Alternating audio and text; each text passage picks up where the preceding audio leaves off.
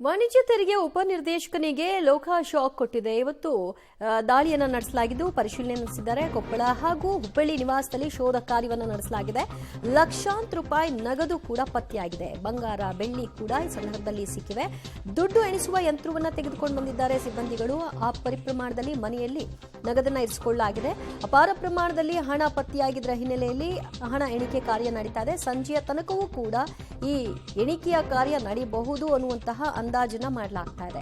ವಾಣಿಜ್ಯ ತೆರಿಗೆಯ ಉಪನಿರ್ದೇಶಕರ ವಿರುದ್ಧವಾಗಿ ಒಂದಷ್ಟು ಅನುಮಾನಗಳು ವ್ಯಕ್ತವಾಗಿತ್ತು. ಇದರ ಬೆನ್ನಲ್ಲೇ ಇವತ್ತು ಲೋಕಾಯುಕ್ತ ಅಧಿಕಾರಿಗಳು ಅವರ ನಿವಾಸಗಳ ಮೇಲೆ ದಾಳಿಯನ್ನ ನಡೆಸಿದಂತಹ ಸಂದರ್ಭದಲ್ಲಿ ಸಿಕ್ಕಿರುವಂತಹ ಅಪಾರ ಪ್ರಮಾಣದ ಚಿನ್ನಾಭರಣ, ಬೆಳ್ಳಿ ಮತ್ತು ಹಣಕ್ಕೆ ಸಂಬಂಧಪಟ್ಟ ಹಾಗೆ ಈಗ ಹಣ ಎಣಿಸುವಂತಹ ಮಷಿನ್ಗಳನ್ನು ತೆಗೆದುಕೊಂಡು ಹೋಗಲಾಗಿದ್ದು ಎಣಿಕೆ ಕಾರ್ಯವನ್ನು ನಡೆಸಲಾಗ್ತಾ ಇದೆ. ಹಲವಾರು ದಾಖಲೆಗಳ ಪರಿಶೀಲನೆಯನ್ನು ಕೂಡ ಇದೇ ಹೊತ್ತಿನಲ್ಲಿ ಮಾಡಲಾಗ್ತಿದ್ದು ಎರಡು ಕಡೆಯಲ್ಲಿ ಕೊಪ್ಪಳ ಮತ್ತು ಹುಬ್ಬಳ್ಳಿಯಲ್ಲಿ ಈ ಒಂದು ಶೋಧ ಕಾರ್ಯ ಮುಂದುವರೆದಿದೆ.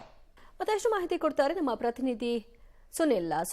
ಹುಬ್ಬಳ್ಳಿಯಲ್ಲಿ ನಡೀತಾ ಇರುವಂತಹ ಶೋಧ ಕಾರ್ಯ ಎಲ್ಲಿಗೆ ಬಂದಿದೆ, ಏನೆಲ್ಲ ಪತ್ತೆ ಆಗಿದೆ ಅನ್ನೋದು ಸಿಗ್ತಾ ಇರುವಂತಹ ಮಾಹಿತಿ. ದಿವಜೊತೆ ಬೆಳಗ್ಗೆಯಿಂದಲೂ ಕೂಡ ಹುಬ್ಬಳ್ಳಿಯ ದತ್ತನಗರದಲ್ಲಿರುವಂತಹ ಒಂದು ಅಧಿಕಾರಿಗಳ ಮನೆ ಮೇಲೆ ದಾಳಿ ನಡೀತಾ ಇದೆ. ಕಂಟಿನ್ಯೂಸ್ ಆಗಿ ದಾಳಿಗಳು ನಡೀತಾ ಇರುವಂತದ್ದು. ಸದ್ಯ ಈಗ ಲಂಚ್ ಬ್ರೇಕ್ ತೆಗೆದುಕೊಂಡಂತ ಲೋಕಾಯುಕ್ತ ಅಧಿಕಾರಿಗಳು ಶೋಧ ಕಾರ್ಯವನ್ನು ಈಗ ಎರಡನೇ ಹಂತದ ಶೋಧ ಕಾರ್ಯವನ್ನು ಮುಂದುವರಿಸ್ತಾರೆ.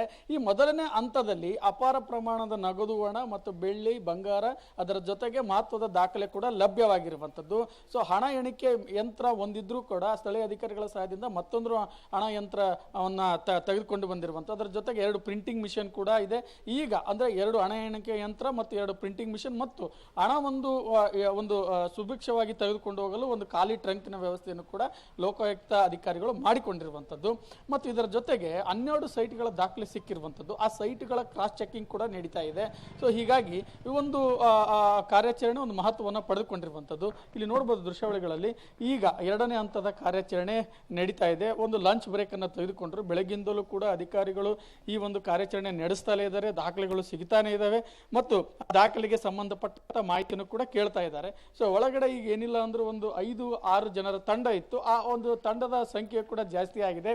ಅಗತ್ಯಕ್ಕೆ ತಕ್ಕಂತೆ ಅಲ್ಲಿ ಸಿಗುವಂತಹ ವಸ್ತುಗಳಿಗೆ ತಕ್ಕಂತೆ ಒಂದು ಯಂತ್ರೋಪಕರಣ ವ್ಯವಸ್ಥೆ, ಅಧಿಕಾರಿಗಳ ವ್ಯವಸ್ಥೆ ಕೂಡ ಮಾಡಿಕೊಳ್ತಾ ಇರುವಂತದ್ದು.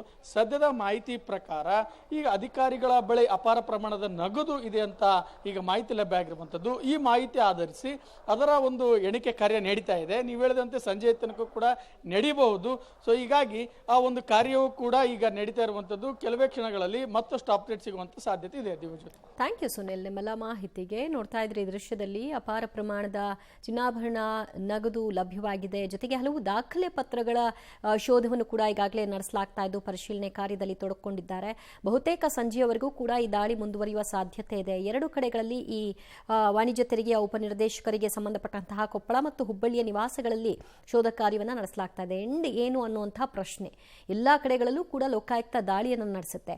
ಅದಕ್ಕೆ ಸಂಬಂಧಪಟ್ಟ ಹಾಗೆ ಏನಾದರೂ ಇಲ್ಲೀಗಲ್ ಆಗಿ ಮಾಡ್ಕೊಂಡಿದ್ದಾರಾ ನಿಜವಾಗ್ಲೂ, ಅಥವಾ ಲೀಗಲ್ ಆಗೇ ಇದೆಯಾ ಎಲ್ಲವೂ, ಇದ್ಯಾವುದರ ಮಾಹಿತಿಗಳು ಕೂಡ ಫೈನಲ್ ಕನ್ಕ್ಲೂಷನ್ ಅಲ್ಲಿ ಲಭ್ಯವಾಗಲ್ಲ. ಹಾಗಾಗಿ ಲೋಕಾಯುಕ್ತ ದಾಳಿ ಆಯ್ತು ಅನ್ನೋದು ಅಷ್ಟೇ ಸುದ್ದಿಗೆ ಸೀಮಿತವಾಗುತ್ತೆ ವಿನಃ ಅದರಿಂದ ಏನಾಯ್ತು ಅನ್ನೋದು ಮಾತ್ರ ಗೊತ್ತಾಗಲ್ಲ.